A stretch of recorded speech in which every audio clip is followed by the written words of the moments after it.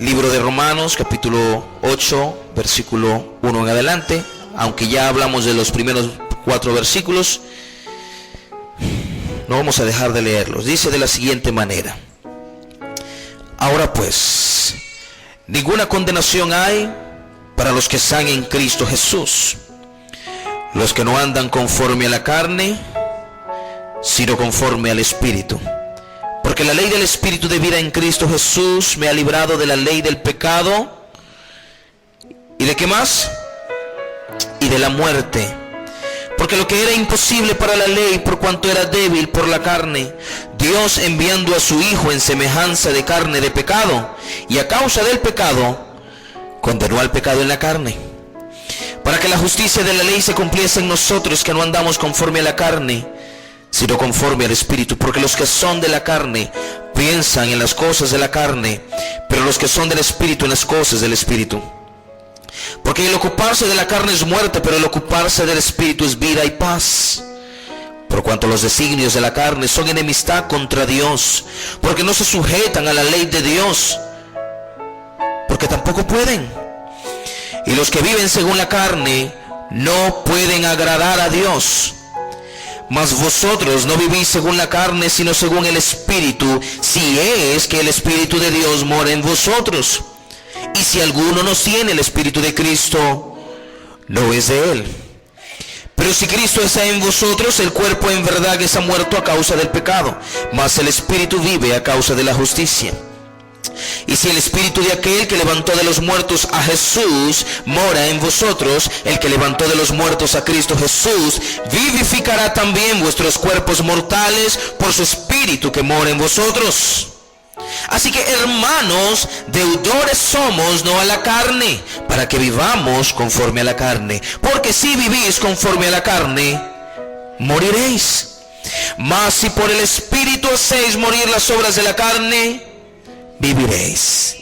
Porque todos los que son guiados por el Espíritu de Dios, estos son hijos de Dios. Pues no habéis recibido el espíritu de esclavitud para estar otra vez en temor, sino que habéis recibido el espíritu de adopción, por el cual clamamos Abba, que significa Padre. El mismo Espíritu da testimonio a nuestro espíritu de que somos hijos de Dios. Y si hijos, también herederos, herederos de Dios y coherederos con Cristo, si es que padecemos juntamente con Él, para que juntamente con Él seamos glorificados. Hasta allí la palabra, vamos a dejarlos allí. Me hubiese gustado leerlos completo, pero es muy largo y pues empiezan a bostezar todos. Vamos a orar. Padre Santo, es un privilegio estar en ese lugar, dándote gloria, dándote honra, en ese primer servicio de este nuevo año, Señor, dándote lo primero a ti, porque tú lo mereces. Rogamos a ti, Señor, que recibas nuestras ofrendas, ese tiempo que te damos a ti como olor grato, una ofrenda agradable a ti, Señor. Y guíes nuestras vidas, que tu Espíritu se manifieste y se mueva, Señor, en cada corazón, para tocar, para confortar, para iluminar las mentes, de modo que cada uno pueda comprender lo que tú quieres hablar. Que no haya distracción alguna, que no haya impedimento, y que tu palabra pueda penetrar en lo profundo de los corazones, Señor, en nuestras vidas, porque necesitamos de ti. Una palabra que conforte nuestras vidas, una palabra que nos traiga seguridad y gozo, una palabra que nos haga saltar de gozo y disposición de adorarte. En el nombre de Jesús, es para ti la honra, desde ahora y para siempre. Amén. Pueden tomar asiento.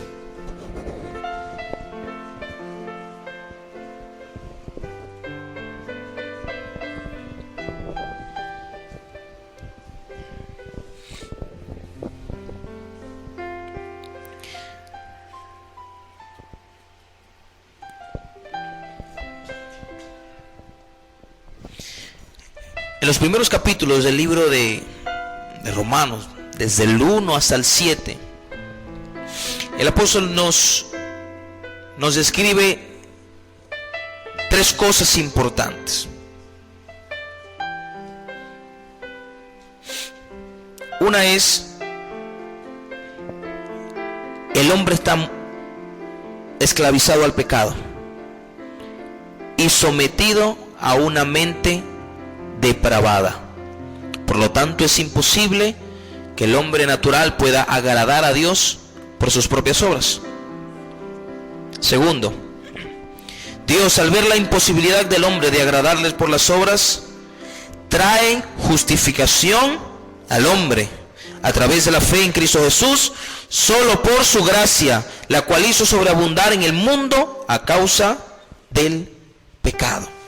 Y tercero, tras haber justificado al hombre de la culpa de su pecado, Dios le libra del estado de esclavitud al pecado. Por lo tanto, el creyente ahora no solo es justificado, sino que también es capacitado para cumplir con las mismas demandas de la ley de Dios, pero ahora conforme al Espíritu que mora en él. ¿Qué es esto? La primera es, estoy hablando de los primeros 7 capítulos, porque sería imposible darle una introducción de todos ellos. Eso es lo más que pude resumir. Desde el primer capítulo hasta el capítulo 7, Pablo describe estas tres cosas importantes. El hombre es esclavo del pecado. Romanos 3 dice: no hay justo ni aun uno, no hay quien entienda, no hay quien busque a Dios. Todos se desviaron, a una se hicieron inútiles. No hay justo ni aún. También dice, si no me equivoco, en el verso 23, por cuanto todos pecaron, entonces todos están destituidos de la gloria de Dios. Entonces es una gran verdad. El hombre natural, es decir, el hombre que no conoce a Cristo, es esclavo del pecado, sea judío, o sea griego, o sea venezolano, o sea de donde sea. Es esclavo del pecado. Y Dios juzga las obras de las personas, o juzga la vida de la persona conforme a la fe, sea que siga las obras de la ley o no. Por lo tanto, todo hombre en el mundo que no conoce a Cristo, que no ha tenido fe en Cristo, que no ha creído en Cristo Jesús, recibe condenación inmediata. ¿Por qué? Porque sencillamente es pecaminoso por naturaleza y no hay ninguna obra, por más buena que sea, que le pueda justificar. No sé si me están entendiendo. El hombre natural, para referirme así, ya se los expliqué, trata de agradar a Dios por sus propias obras. Como usted puede ver, usted ve a las personas del mundo y constantemente ellos siempre quieren hacer algo bueno como para obtener el favor de Dios. Y en las mentes de ellos está este concepto, que ellos van al cielo y Dios no va a ser malo en condenarlos porque ellos son buenas personas. ¿Sí o no? Ellos son muy buenos. Ellos no se meten con nadie. Ellos trabajan, ellos estudian, se graduaron, ahora son alguien en la vida. Esa frasecita me choca a mí, ¿sabe? Cuando alguien le dice, estudie para que sea alguien en la vida. Ay, que soy nadie ahora entonces. Ese es el concepto de las personas del mundo. Yo soy una buena persona porque yo cuido de los animales, o porque yo soy respetuoso con las personas. Pero la palabra de Dios dice, el hombre es esclavo del pecado. El hombre tiene una culpa encima, ¿sí? Es decir, el hombre está fichado. Es como cuando dicen que determinada persona, X persona, tiene antecedentes penales.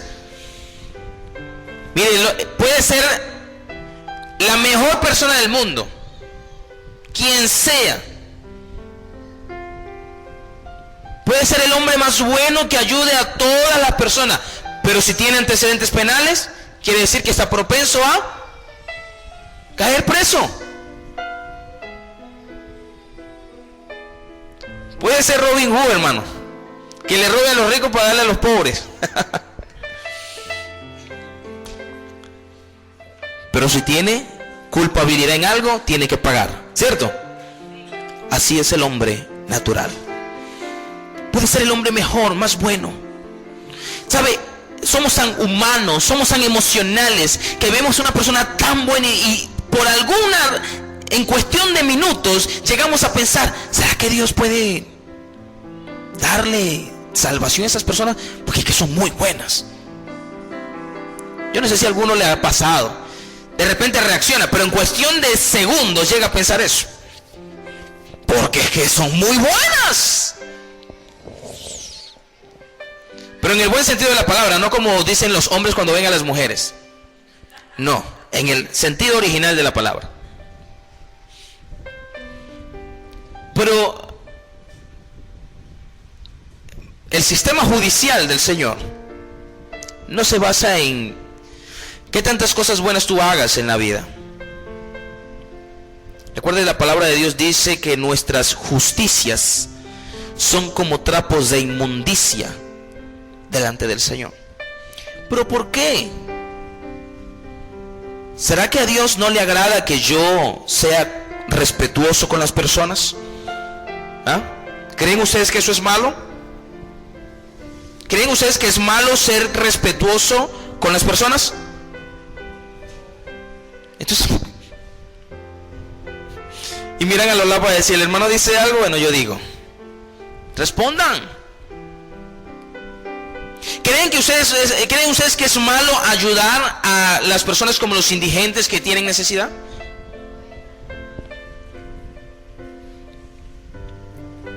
¿Y habrán muchas personas en el mundo que hacen eso?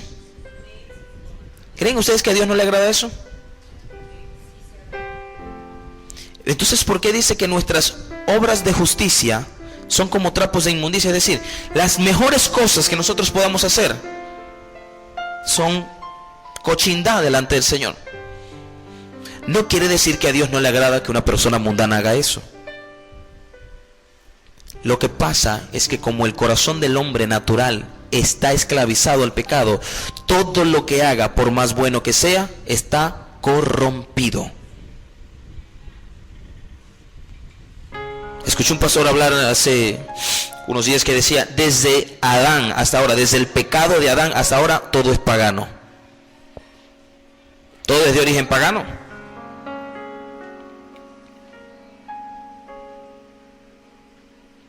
¿Se preocupa usted porque la Navidad es de origen pagano? Bueno, comer arepas es de origen pagano. No, Señor, reprenda al diablo. El Señor purificó todo. Hermanos, desde que Adán pecó, desde que el mundo quedó esclavizado, muerto al pecado, todo es de origen pagano, todo es corrupto, todo está corrompido. Puedes hacer muchas cosas buenas, pero tu corazón está esclavo del pecado. Cada vez que el diablo quiera revolcarte en una conducta pecaminosa, vas a caer. ¿Por qué? Porque tú eres esclavo del pecado.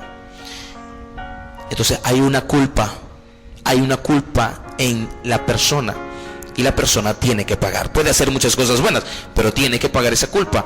Y el resultado del pecado es ¿qué? Muerte. Entonces el hombre tiene una condenación sobre sí. Está propenso a ser condenado. ¿Sí? Por eso es imposible que el hombre sea justificado por sus propias obras. Tiene que Dios justificarle primero. Pero Dios no le va a justificar por sus obras, sino que Dios le justifica es por la fe. Pero resulta que esa fe no es mía. No es que yo voluntariamente diga, ay, ya hice muchas cosas, ya me divertí mucho en el mundo, ahora sí voy a meterme evangélico. No. Esa fe con la que yo voy a creer en Cristo Jesús me la tiene que dar el Señor también. Y si el Señor no le da de dármela, Si el Señor no le place darme esa fe para yo creer en Él, ¿cómo yo voy a creer en Él? ¿Es posible?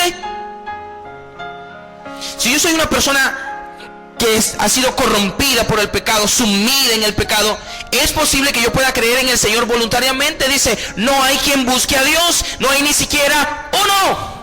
Porque todo el mundo se desvió, todo el mundo se fue tras la maldad. ¿Cómo es posible que alguien pueda buscar a Dios por su propia cuenta si no es Dios quien le atrae?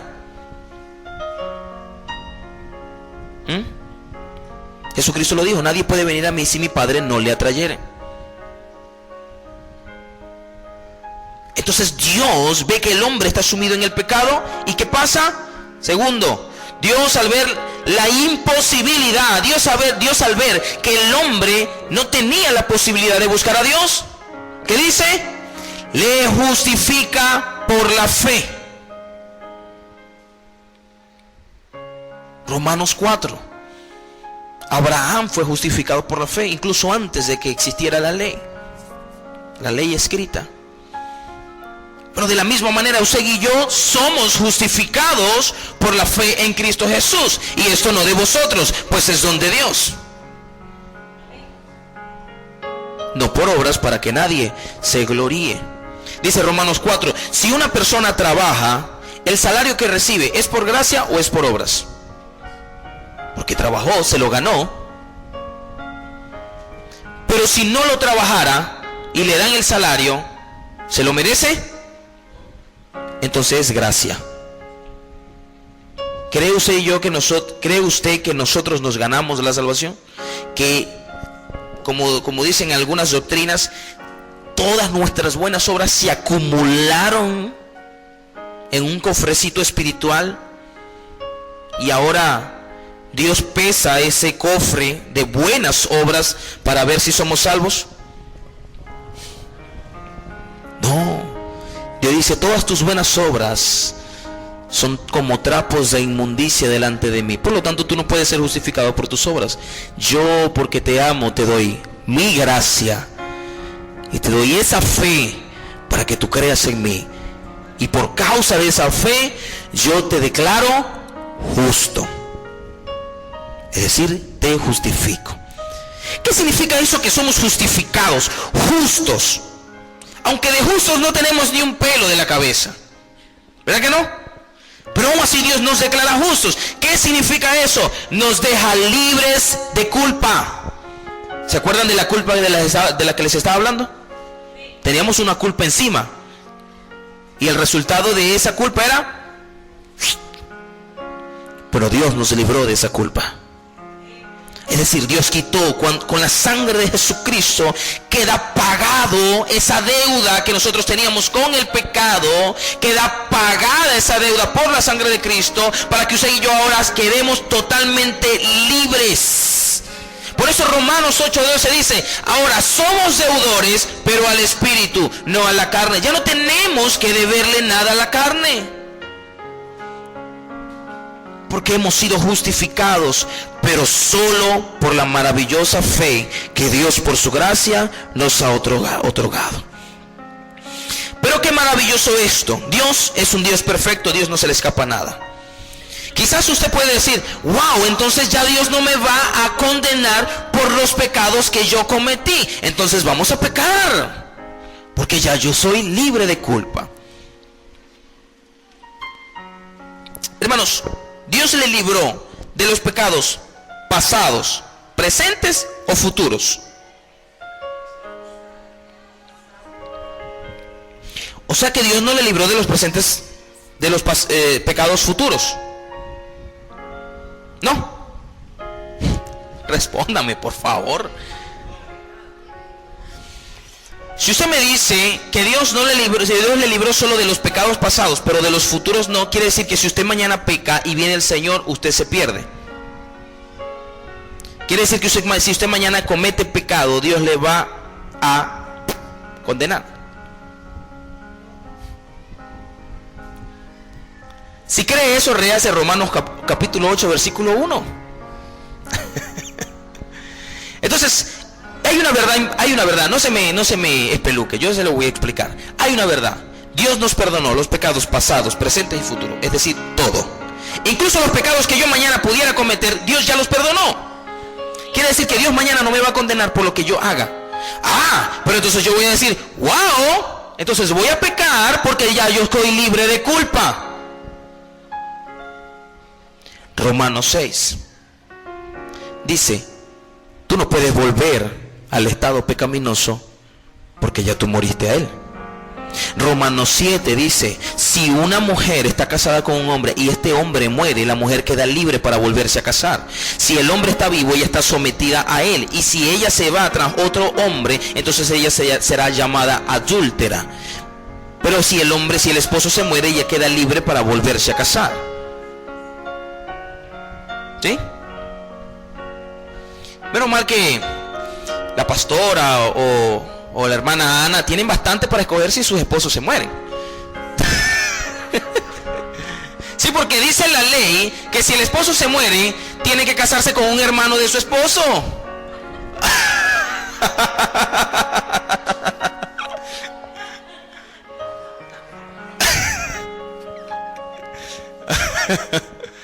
Imagínate.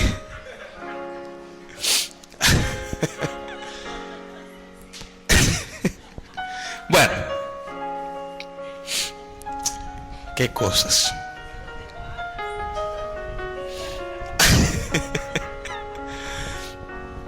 Escuchen. Ya me fue el hilo, ¿verdad? Está con la echada de broma. Si el hombre se muere, la mujer queda libre y puede volverse a casar, ¿cierto? Dice Pablo, bueno, de la misma manera, nosotros, como ya morimos al pecado, ¿cómo vamos a estar sometidos a él? O sea, la mujer está sometida al marido en tanto que éste vive. Si el marido muere, ya no queda sometida al marido, ella queda libre. De la misma manera, usted estaba sometido al pecado mientras usted estaba en el pecado, pero como usted murió por la sangre de Cristo, ya usted queda excluido del pecado. Por lo tanto, Romanos 6, no podemos volver al pecado porque ya nosotros quedamos muertos a él. Claro que sí, Dios perdonó mis pecados futuros. No quiere decir que voy a pecar deliberadamente en el futuro solamente porque ya yo quedé libre de culpa. No. ¿Por qué Dios no perdonaba los pecados futuros del pueblo de Israel? Fíjense que el pueblo de Israel cada año tenía que ir al sacerdote a pedir perdón por sus pecados. El sacerdote pedía perdón a Dios por los pecados de él y por los pecados de todo el pueblo. El pueblo quedaba libre de culpa y tenían que irse otra vez. Pero el año que viene tenían que hacer lo mismo. Si Dios hubiese perdonado los pecados futuros del pueblo de Israel, entonces el pueblo de Israel podía hacer lo que le diera la gana y Dios no les iba a decir nada. ¿Por qué? Porque ellos iban y pedían perdón a Dios por sus pecados, pero sus corazones todavía estaban corrompidos. Ellos eran vulnerables al pecado. Ellos podían volver a caer en el pecado. Pero usted y yo no somos así. Porque Dios no solamente nos dijo, hijo, ya, te perdoné, ya, vete tranquilo. Y la otra semana vienes a pedir perdón otra vez. No.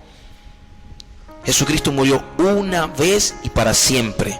La sangre de un cordero, de un animal, limpiaba a la persona de pecado de forma temporal. Pero Cristo, que es el cordero sin mancha, murió y con su sangre una vez y para siempre limpió no solo nuestros pecados de hace 30 años, sino nuestros pecados futuros para siempre. Él es el Cordero sin mancha. Pero no solamente nos dijo, quédase libre de todos tus pecados, ve y haz lo que tú quieras. No. Nos libró también de la esclavitud al pecado. Es decir, morimos al pecado. Y como morimos, ya no estamos sometidos ¿a qué? Por eso yo puedo estar seguro de que incluso si mañana, por equivocación, por error, yo llegara a pecar, Dios a través de su Espíritu me va a confortar para que yo me arrepienta. No va a venir con un látigo y me va a azotar porque yo pequé. No, porque ya Dios pagó por esos pecados. No quiere decir que yo mañana voy a pecar deliberadamente. No. Pero como Dios sabe que yo soy débil, mi carne es débil, entonces yo puedo pecar mañana. De repente mañana puedo decir una mentira, o de repente mañana puedo ofender a una persona. Pero como ya Dios pagó por esos pecados y Dios me justificó, el Espíritu Santo va a venir sobre mi vida y me va a redarguir y va a poner en mi corazón el deseo de poder hacer lo bueno, el deseo de confesar mi pecado, el deseo de arrepentirme. Ese es el testimonio. No que yo quiera hacer lo malo delante de Dios, no, sino que yo quiero hacer lo bueno delante del Señor. Y en mi corazón hay un profundo anhelo de agradar a Dios. Pero por mi debilidad peco, pero cuento con la gran seguridad de que el Espíritu Santo me va a socorrer en esos momentos. Entonces, es una verdad. Nos libró de la culpa, pero también nos libró de la esclavitud. Quiere decir que ya yo no soy esclavo para seguir pecando deliberadamente. Tres cosas muy poderosas, hermano, que Dios a través del apóstol nos revela en los primeros 7 capítulos. Impactantes. El hombre es esclavo. Imposible que el hombre pueda acercarse a Dios por su propia cuenta.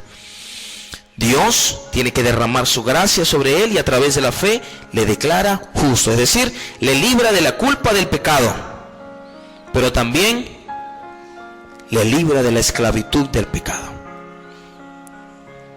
¿Cuántas veces ustedes han tenido temor en sus corazones de que si mañana peca, el Señor le va a venir, le va a arrancar de la tierra? ¿Cuántas personas crecieron en el Evangelio con ese concepto? De que si mañana peco, el Señor va a venir y ¡guapa! Yo que no tengo muchos años en el Señor, crecí con eso. Ese temor. Pues a través de estas palabras el Señor me da una seguridad, es decir, hay en mí, o sea, el testimonio, la evidencia del Espíritu que me dice en mí cada día que yo soy hijo de Dios, es que en mí cada día nace un deseo de agradar a Dios. Y hay un profundo remordimiento cuando yo hago algo que está mal. Hay algo que me acusa en mi conciencia. No puedo estar tranquilo porque sé que hice algo mal y tengo que pedirle perdón al Señor. Y cada día hago el esfuerzo de agradar a Dios. Ese es el testimonio. Esa es la evidencia. Cuando yo veo esa evidencia en mí, hay una profunda seguridad en mi corazón de que aun si yo mañana pudiera cometer un error, no voy a temer de que Dios me vaya a condenar, porque ya Dios pagó por esos errores. Ya se acaba todo temor, hermano. La palabra dice en el amor no hay temor, porque el perfecto amor echa fuera el temor. Ya yo no tengo que temer que si mañana por X y cosa cometió un error, el Señor va a traer un látigo y me va a arrancar de la tierra. No, porque ya Dios me pagó por esos pecados. Que sí, viviré las consecuencias de esas acciones. Claro que sí, porque sigo siendo responsables. Y el Señor me va a demandar por todas las cosas que yo hice, pero no me va a condenar, porque Dios es fiel a sus promesas. Y Dios dijo que Él pagó por todos mis pecados y que me había hecho libre y libre para Él. Gracias a esa revelación, yo puedo decir, como dijo Pablo en Romanos 8:1, no hay condenación para los que están en Cristo. ¿Cuántos están en Cristo Jesús? Yo puedo decir con seguridad, no porque lo leí, porque lo siento en mi corazón, porque hay algo o alguien que me lo dice todos los días, que da testimonio a través de mis acciones de que yo soy un hijo del Señor. Yo hablo personalmente. Usted tiene que identificarlo también de forma personal. Si el Espíritu Santo le está dando testimonio de que usted es hijo de Dios, si usted se siente mal cuando hace cosas que no están bien delante del Señor, si usted siente un deseo todos los días de agradar a Dios, si usted siente amor cada día por la obra del Señor y por sus hermanos, a pesar de que es difícil, pero usted le dice al Señor, Señor, ayúdame a amar a mis hermanos. Esas son las evidencias. Si usted está evidenciando eso, hermano, tiene que haber una profunda seguridad. Algo que le haga suspirar y decir, wow, Señor, gracias, porque no voy a condenación. No tengo que temer de que mañana el enemigo pueda arrastrarme hacia el infierno. No, porque el Señor es mi guardador. Él me protege en su presencia. No hay que temer. Amén. Yo creo que eso es una seguridad maravillosa, hermano. No sé ustedes, pero eso me llena de alegría, me llena de profundo gozo todos los días. Amén.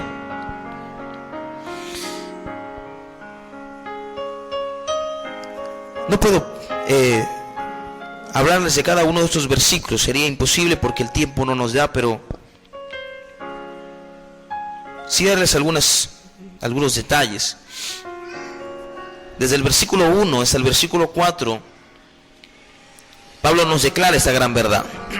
Porque yo no vengo a condenación, porque yo no soy propenso a condenación, porque he sido libertado de la ley del pecado.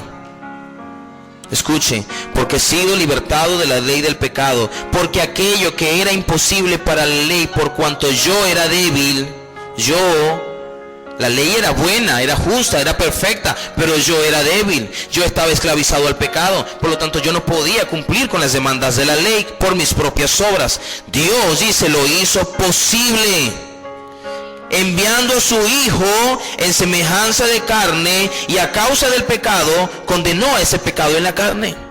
Cristo se hizo igualito a mí, pero sin pecado, pero un hombre también con debilidades, pero sin pecado. Y en esa misma semejanza muere por mí para darme redención, para quitar de en medio el pecado que me azotaba. ¿Para qué? Para que ahora yo pueda cumplir con lo que me dice la ley, pero conforme al Espíritu, ya no por mis propias obras, ya no por una serie de rituales, sino ahora con un corazón lleno del Espíritu Santo. Y ese Espíritu me guía para yo hacer lo que es bueno y agradable delante del Señor. Amén. Porque los que son de la carne piensan en las cosas de la carne. ¿Cuántos habían creído alguna vez que habían cristianos que andaban en la carne todos los días? Este es cristiano, pero anda en la carne las 24 horas del día. Eso sería imposible, hermano. O sea, ¿puede la carne ser más poderosa que el Espíritu? Podríamos decir entonces que el diablo es más poderoso que el Señor, lo cual sería una blasfemia. Entonces sería imposible decir que existen cristianos que andan en la carne todos los días y a cada rato. Porque dice allí, aquellos que todo el tiempo andan pensando en la carne, es porque son de la carne. Así de sencillo. Pero tú no puedes decir, yo soy del Espíritu, pero vivís pensando en la carne. Sería imposible. Porque una característica de alguien que es del Espíritu es que anda en las cosas del Espíritu. Ojo con esto, no quiere decir que usted no va a pecar nunca. No quiere decir que usted no va a fallar nunca. Claro que sí. Pero lo que quiere decir allí, que una persona del Espíritu no puede andar en la carne, significa que una persona del Espíritu no puede estar sometida a los deseos carnales. Puede haber deseos carnales en sí, pero no va a estar sometida para obedecerle. Porque hay uno mayor que le guía y le fortalece.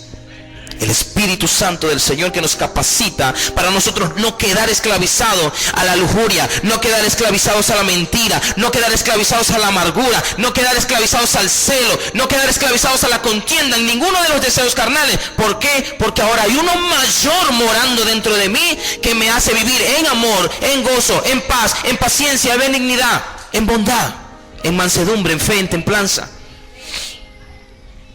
Claro que soy vulnerable, mi carne es vulnerable, por lo tanto muchas veces voy a pecar, pero rápidamente el Espíritu me va a confortar y me va a redarguir, porque el Espíritu no va a permitir que yo caiga nuevamente rendido ante los pies de la carne, porque ya yo he sido librado de esa condenación. Y eso es una seguridad maravillosa. Los que son del Espíritu van a vivir en las cosas del Espíritu. A pesar de que van a fallar muchas veces, el Espíritu estará allí para guiarles en el camino. Amén. Pero nosotros no vivimos según la carne, sino según el Espíritu. Si alguno no tiene el Espíritu, entonces no es de Dios. Así de sencillo. No hay otra verdad. Tiene que haber una evidencia. Si alguno no tiene el Espíritu de Cristo, sencillamente no es de Dios. No es como dicen las personas del mundo: todos somos cristianos. Un momentito, tú tienes que defender esa mentira. Mejor dicho, tú tienes que contrarrestar esa mentira y defender la gran verdad de que dice que solamente los cristianos son aquellos que se han rendido a los pies del Señor y viven en el Espíritu.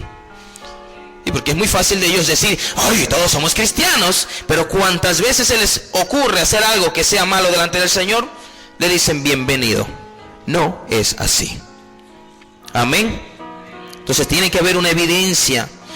Romanos 14 lo dice: los que son guiados por el Espíritu, estos son hijos de Dios. Amén.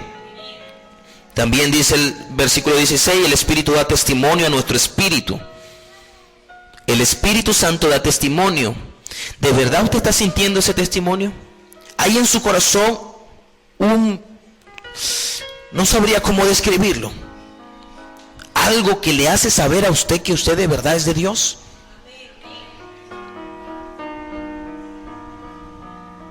Esa profunda conciencia de que lo que usted está haciendo está mal y que debe arrepentirse. Ese profundo deseo de hacer lo que agrada al Señor, a pesar de que a veces le da una flojera leer la Biblia, pero en su corazón hay eso, y el Espíritu Santo no cansa de decírselo: tienes que leer la Biblia, tienes que leer la Biblia. Y usted muchas veces trata de evadirlo, pero hay eso en su conciencia diciéndoselo a cada rato.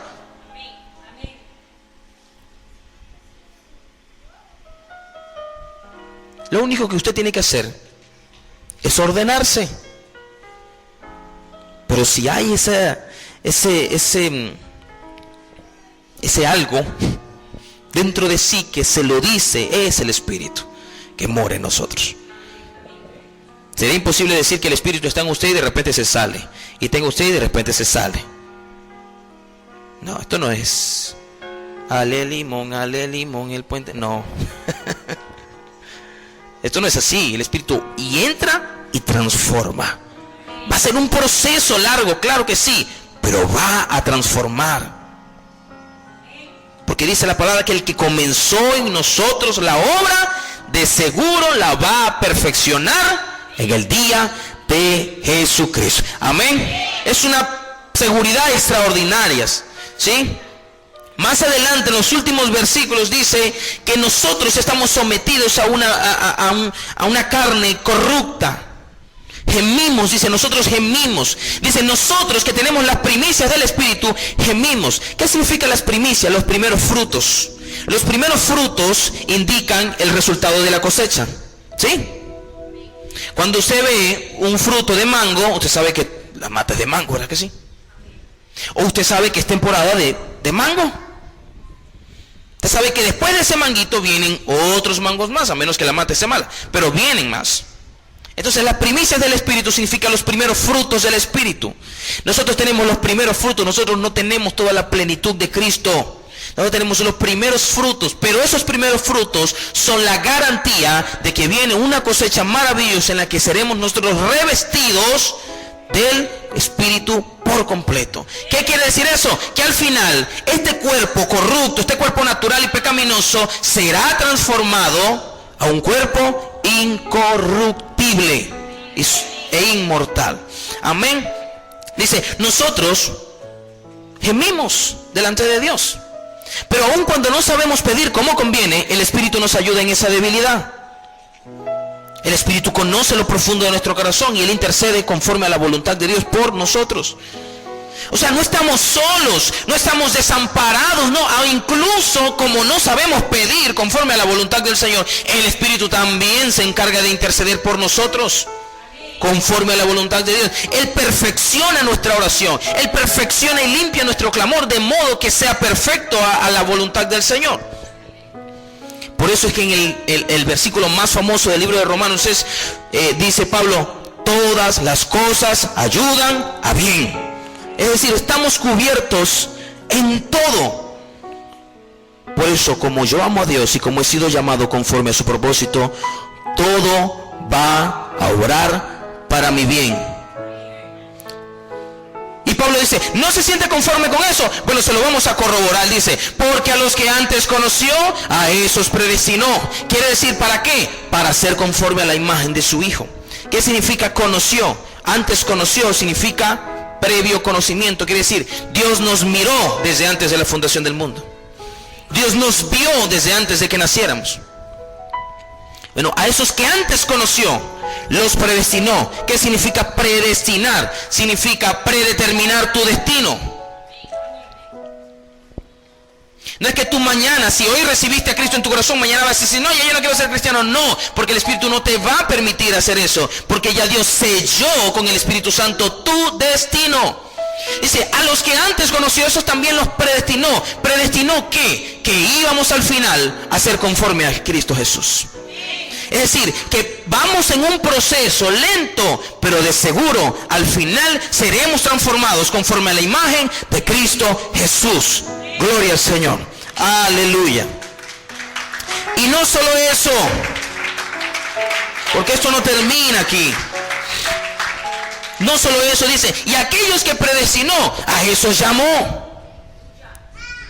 ¿Cuántos fueron llamados y aceptaron el llamado del Señor? Bueno, a esos que predestinó, Dios los llamó. Y a esos que llamó, Dios los declaró justos de su pecado. Pero no se conforma con eso. A esos que justificó, también los glorificó. Óigase bien, nosotros no estamos glorificados todavía. Todavía estamos en el proceso de santificación. Todavía no estamos glorificados. Pero se da cuenta cómo ya Dios tiene planificado eso para nuestras vidas. No es que Dios dice, bueno, vamos a ver cómo Él se conduce. Si Él se conduce bien, lo glorifico. Y si no, vamos a tener que abortar esa operación.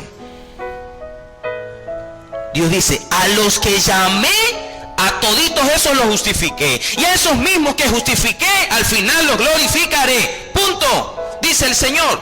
Por lo tanto,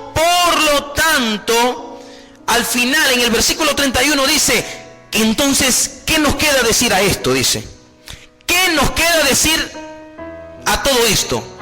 Si Dios es por nosotros, ¿quién contra nosotros?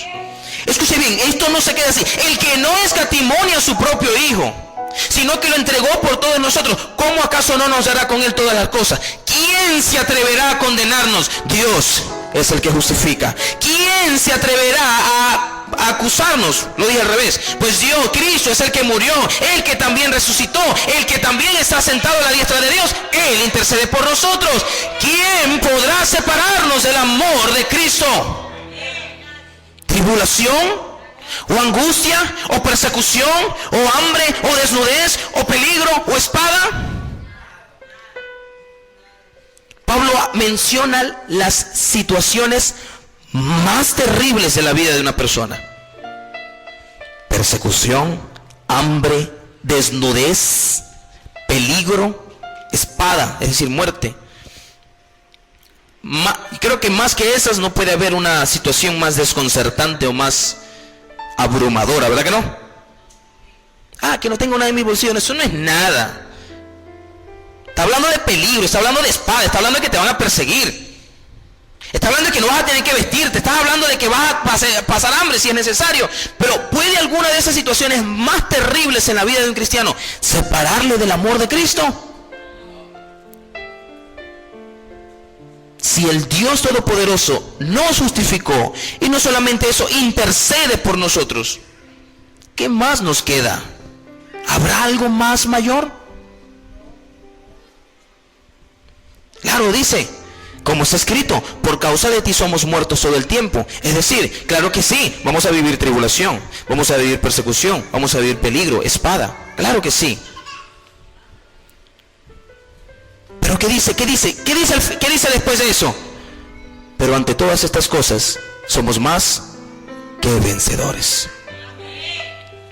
Pablo dice, yo no me preocupo porque voy a vivir tribulación, porque voy a vivir hambre, porque voy a vivir peligro, porque voy a vivir espada. No, porque ya Dios a través de su Espíritu me ha hecho más que victorioso. Ahora en mí hay una profunda capacidad de yo poder soportar con paciencia cada una de esas situaciones por medio de aquel que me amó. Por lo cual estoy seguro de que ni la muerte, ni la vida, ni ángeles, ni gobernantes, ni potestades, ni lo presente, ni lo futuro, ni lo alto, ni lo profundo, ni ninguna otra cosa creada nos podrá separar del amor de Dios, que es a través de Cristo Jesús, nuestro Señor. Aleluya.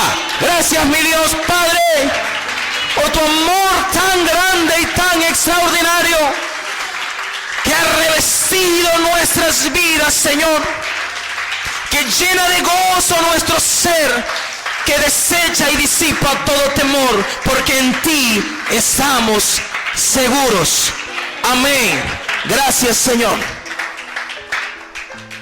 Hermanos, eso es extraordinario y yo me siento gozoso por eso cada vez que leo este libro. Que Dios me habla de cuánto me ama y de cuánto ha sellado mi destino, y de que cada cosa que yo viva, por más abrumadora que sea, será para mi bien. Eso es lo que nosotros venimos a celebrar el día de hoy. Cuando recibimos Santa Cena es porque nosotros conmemoramos esa muerte de Cristo, porque la muerte de Cristo y resurrección trajo como resultado todo esto que nosotros estamos disfrutando hoy. Esas inmensas promesas, que no nos dejará Dios sucumbir ante la tentación, porque también nos dice que Dios no dejará que ninguna tentación nos aplaste, porque juntamente con la prueba Dios también enviará la salida.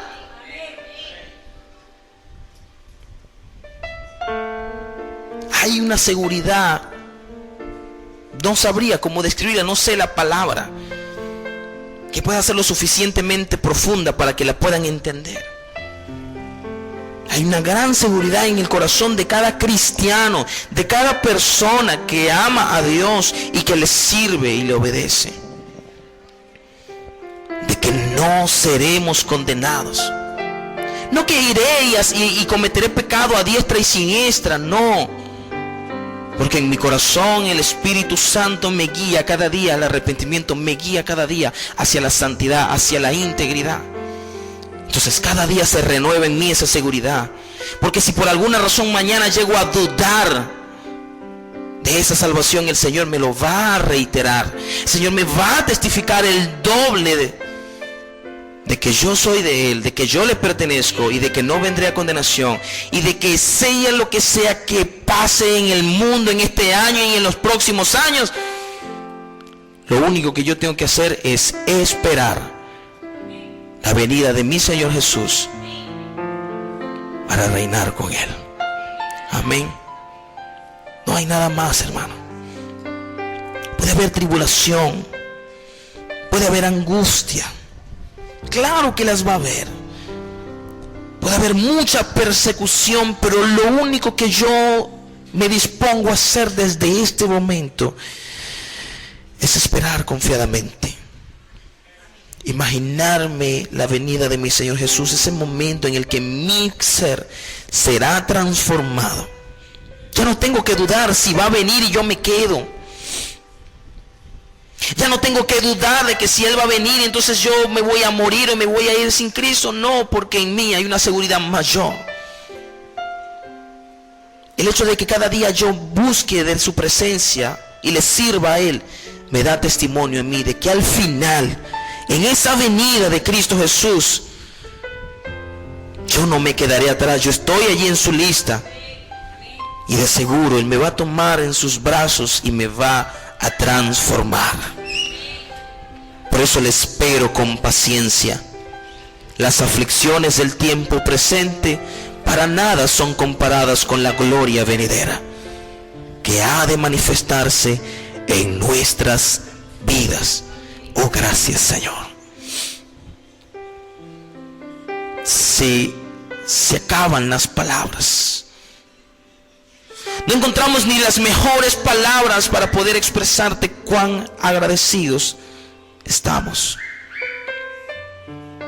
cuán lleno de gozo está nuestro ser, porque tu amor es grande.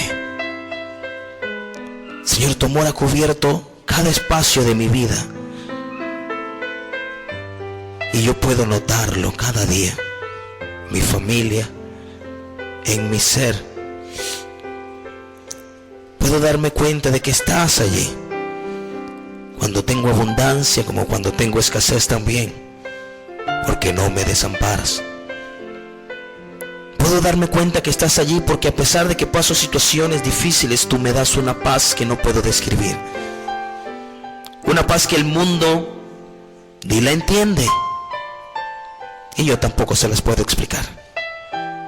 Una paz que abarca cada área de mi vida y me conforta, me da alegría, trae gozo, un gozo inefable sobre mí. Me da seguridad. Me da seguridad de que mis oraciones sí son escuchadas por ti. De que un día no serán escuchadas y otro día sí, no.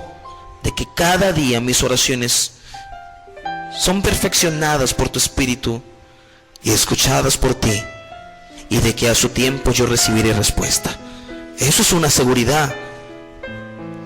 Una tremenda seguridad de que al tiempo preciso yo recibiré respuesta.